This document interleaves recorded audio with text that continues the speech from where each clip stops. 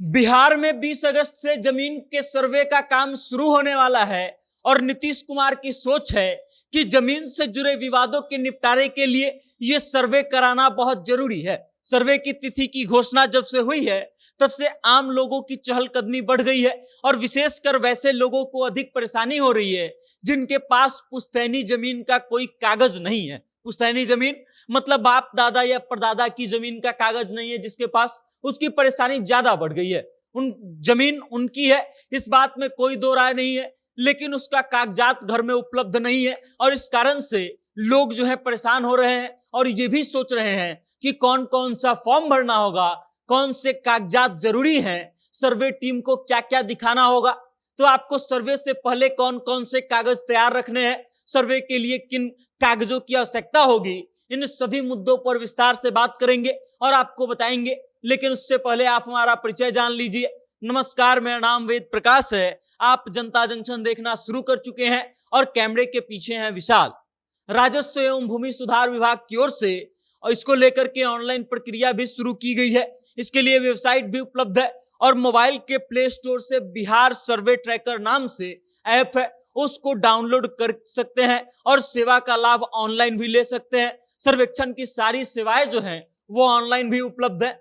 20 अगस्त से शुरू होने वाले सर्वे के कारण जिला रजिस्ट्री कार्यालय एवं समाहरणालय के रिकॉर्ड रूम, जिसको अभिलेखागार कहा जाता है, जिसमें तमाम जमीनों के कागजात उपलब्ध रहते हैं, में रखे गए पुरखों के कागजात के साथ ही खतियानी जमीन के रजिस्टर्ड दस्तावेज की खोजबीन इन दिनों बढ़ गई है। जिले के सभी निबंधन कार्यालयों के रिकॉर्ड रूम में दस्तावेजों की खोजबीन के लिए सर्टिफाइड कॉपी लेने वाले लोगों की भीड़ जो है लगातार बढ़ती जा रही है और विभागीय सूत्रों की यदि माना जाए तो रजिस्ट्री ऑफिस से रोजाना करीब 100 नए और पुराने दस्तावेजों की डिलीवरी की जा रही है। अब सर्वे के दौरान किन किन कागजातों की जरूरत होगी को लेकर के अधिकांश लोगों में कौतूहल की स्थिति बनी हुई है। मतलब लोगों को पता नहीं है कि क्या क्या करना होगा। लोगों को यह मालूम ही नहीं है कि स्वघोषणा पत्र अर्थात सेल्फ डिक्लेरेशन फॉर्म जो भरा जाएगा उसमें किन किन दस्तावेजों की जरूरत पड़ेगी और फिर भूमि सर्वे के दौरान किस किस दस्तावेज की जरूरत पड़ेगी और जमीन सर्वे के वक्त कौन कौन से दस्तावेज उपलब्ध रखने होंगे। तो ये जान लीजिए कि मुख्य रूप से जमीन की रसीद, रजिस्ट्री की कॉपी, उसके बाद खाता खतियान का नक्शा उपलब्ध रखना होगा। उसके अलावा आवेदन सर्वे ट्रैकर नामक ऐप से भी की जा सकती है। भूमि सर्वे के लिए स्वघोषणा और वंशावली को ऑनलाइन अपलोड करना होगा। अब स्वघोषणा जो फॉर्म है वो सेल्फ डिक्लेरेशन फॉर्म है, जिसमें आपको खुद से घोषणा करना होगा, जानकारी देनी होगी कि कौन कौन सी जमीन जो है वो आपके पुरखों की है और उस पर आपका हक होना चाहिए।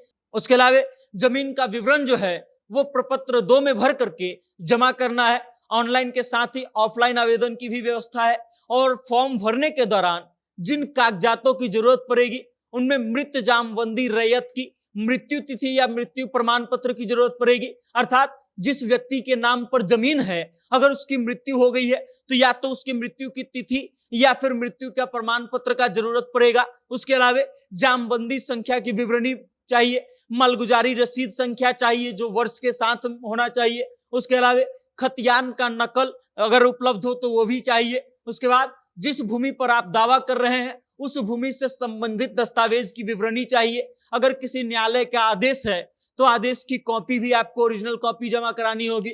उसके अलावा आवेदनकर्ता या हित अर्जन करने वाले का यानी मृतक का वारिस के संबंध में प्रमाण पत्र होना चाहिए, जिसका मतलब यह है कि आप सही वारिस हैं, आप ही के नाम पर जमीन होनी चाहिए, उसके लिए प्रमाण पत्र देना है।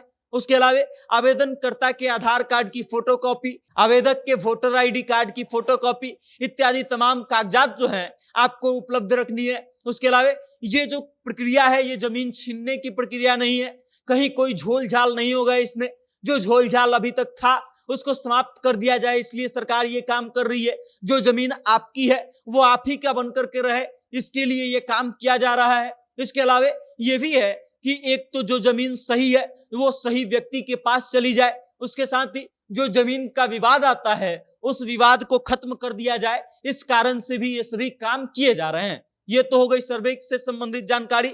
लेकिन बिहार में भूमि विवाद के निपटारे के लिए कई और मांगे लगातार हो रही हैं, जिसमें कहा जा रहा है कि जमीन संबंधित विवाद को लेकर के कोर्ट में न जाना पड़े, इसलिए भी बिहार सरकार को काम करना चाहिए, क्योंकि कोर्ट में निपटारे में लंबा समय लग जाता है। और इसलिए पंचायत या ब्लॉक स्तर पर एक अधिकारी की नियुक्ति की जानी चाहिए जो मामले का निपटारा कर दे और लोगों को कोर्ट न जाना पड़े। अब इन सब बातों को लेकर के आप क्या सोचते हैं, और सर्वे को लेकर के यदि आपके मन में अभी भी कोई प्रश्न है तो कमेंट करके हम तक भेज दीजिए और देखते रहिए जनता जंक्शन। बहुत बहुत धन्यवाद।